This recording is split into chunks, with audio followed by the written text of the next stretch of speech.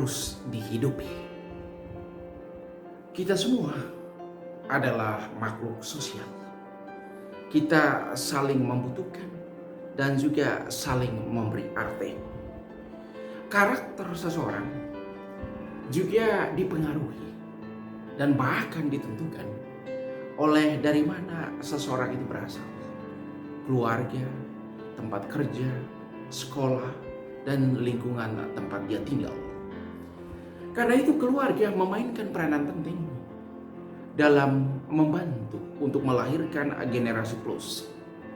Generasi plus itu ialah generasi di mana orang-orang yang lahir darinya memiliki pandangan yang luas, memiliki wawasan yang luas, dan senantiasa berpikir positif, bertutur kata positif, berpikir positif, dan juga kemudian bertindak positif. Karena itu dalam kehidupan setiap hari, budaya kehidupan atau yang khas dalam kehidupan kita itu ada yang namanya budaya kehidupan dan budaya kematian. Budaya kehidupan ialah orang yang senantiasa berpikir positif. Mereka senantiasa mengedepankan, memaksimalkan potensi, peluang, dan juga kesempatan yang mereka punya untuk melakukan sesuatu secara lebih baik dalam hidup setiap hari. Dan mereka selalu melihat segala sesuatu dari perspektif positifnya. Dan budaya kematian itu adalah juga budaya di mana orang senantiasa berpikir negatif.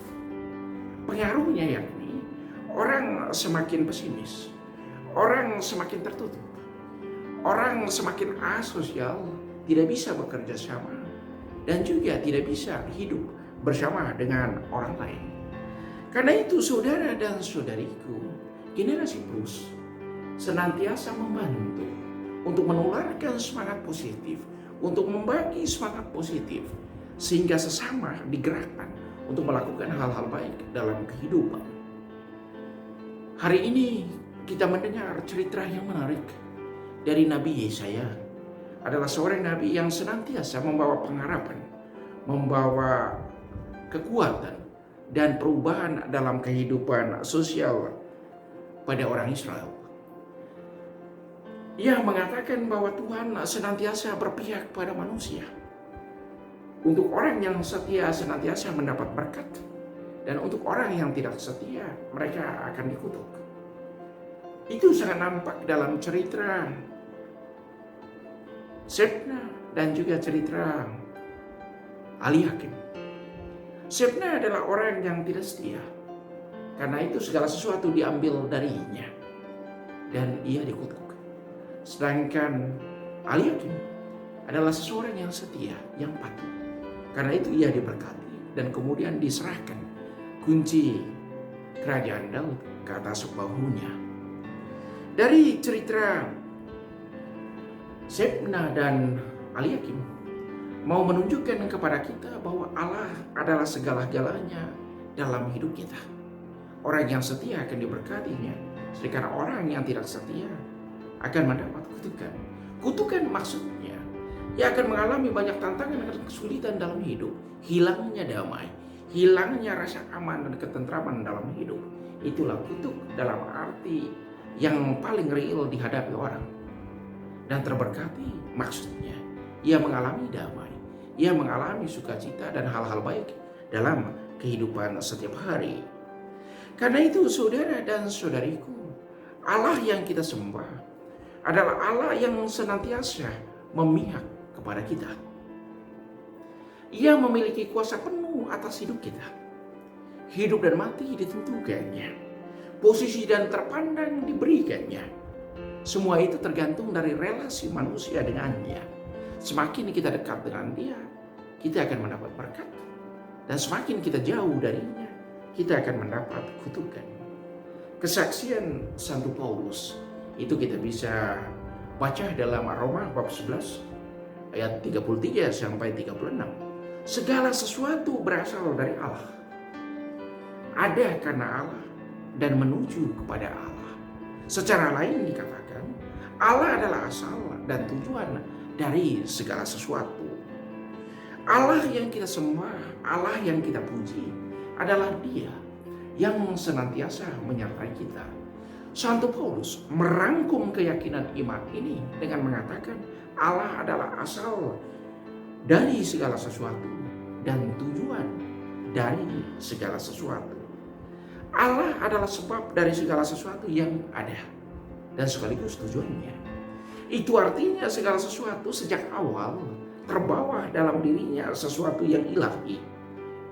Yang ilahi itulah yang mengikat manusia dengan Allah. Ia yang menggerakkan manusia agar selalu menyerahkan diri kepada bimbingan Allah. Sejatinya Allah menghendaki kita supaya selamat. Allah menghendaki kita supaya memperoleh kehidupan dan supaya hal-hal baik itu yang terjadi dalam hidup kita setiap hari. Karena itu saudara-saudari, semakin kita dekat dengan Allah, walaupun banyak tantangan yang kita alami, tetapi senantiasa ada jalan keluar untuk mengatasinya. Semakin kita jauh dari Allah, pasti ada banyak kesulitan yang kita alami dan juga susah untuk kita menemukan jalan keluarnya. Karena itu pilihan bebas ada di tangan kita. Mau dekat dengan Allah atau mau jauh dari Allah. Pilihan yang bijaksana yakni datanglah dan senantiasa dekat dengan Allah. Pada kesempatan ini, Yesus bertanya kepada para muridnya tentang apa kata orang tentang diri Yesus. Dia bertanya kepada kelompok para muridnya, kata orang, siapakah anak manusia itu? Pertanyaan ini membutuhkan konfirmasi dari para murid tentang apa yang mereka dengar dari orang-orang lain yang telah mendengarkan berita tentang Yesus atau mendengarkan pewartaannya. Para murid menjawab dengan begitu beragam. Ada yang katakan anak manusia itu adalah Yohanes Pembaptis, Elia, Yeremia, atau salah seorang dari para nabi. Itu yang para murid dengar. Lalu Yesus maju selangkah lagi dan dia bertanya, menurut kamu siapakah aku ini? Yesus mau dengar langsung apa yang para murid kenal dan apa yang mereka imani. Lalu Petrus tanpa menunggu begitu lama ia katakan, engkau adalah Mesias, anak Allah yang hidup. Atas jawaban Petrus itu, ia digelari berbahagia. Berbahagialah engkau Simon bin Yunus, sebab bukan manusia yang mengatakan itu kepadamu, melainkan Bapakku yang di surga. Engkaulah Petrus di atas batu karang ini akan kudirikan jemaatku, dan alam maut tidak akan menguasainya. Kepadamu akan kuberikan kunci kerajaan surga. Apa saja yang kau ikat di dunia ini akan terikat di surga, dan apa saja yang kau lepas di dunia ini akan terlepas di surga. Saudara-saudari, kita mengenal Yesus, kita mengenal firman-Nya itu dari orang lain. Bisa jadi itu dari orang tua kita, dari sahabat dan kenalan kita, atau juga dari para misionaris. Apa yang orang katakan kepada kita tentang Yesus itu membentuk gambaran, membentuk konsep kita tentang siapakah Yesus itu, siapakah Allah bagi kita dalam kehidupan setiap hari.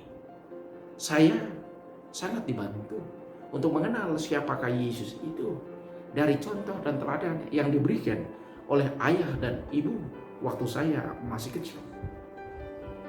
Ayah dan ibu mereka senantiasa berjuang untuk menemukan waktu untuk mereka berdoa bersama. Paling kurang mereka senantiasa duduk bersama untuk berdoa di hari Minggu. Kalau mereka tidak sempat pergi ke gereja untuk mengikuti misa karena jauh, itu jaraknya 5 km dan tidak ada sarana transportasi waktu itu, mereka mengadakan ibadat bersama di rumah. Kalau mereka juga tidak sempat untuk mengikuti ibadat bersama di lingkungan basis, di mana keluarga-keluarga lain juga berkumpul. Satu hal yang menarik yang saya dapat dari mama yakni dia adalah seorang yang senantiasa berdoa siang dan malam. Di saat dia bangun tidur dia berdoa, dan di saat sebelum dia pergi tidur dia berdoa, sebelum makan dia berdoa, dan juga sesudah makan dia berdoa. Nasihatnya kepada kami anak-anaknya, begini, jangan pernah melupakan Tuhan dalam hidupmu. Doa itulah yang membantu kita untuk senantiasa dekat dengannya dan juga mengenalnya. Karena itu, semoga teladan yang diberikan oleh Nabi Yesaya dan yang diperteguh oleh pengalaman hidup Aliakim membantu kita untuk semakin dekat dan setia kepada Allah. Dan juga apa yang Paulus saksikan, itu senantiasa menguatkan dan meneguhkan kita untuk senantiasa mengenal Allah adalah asal dari kehidupan kita dan Dia juga adalah tujuan hidup kita. Karena itu mari kita memberi jawaban personal kita, siapakah Yesus bagi kita dalam hidup setiap hari. Tuhan memberkati.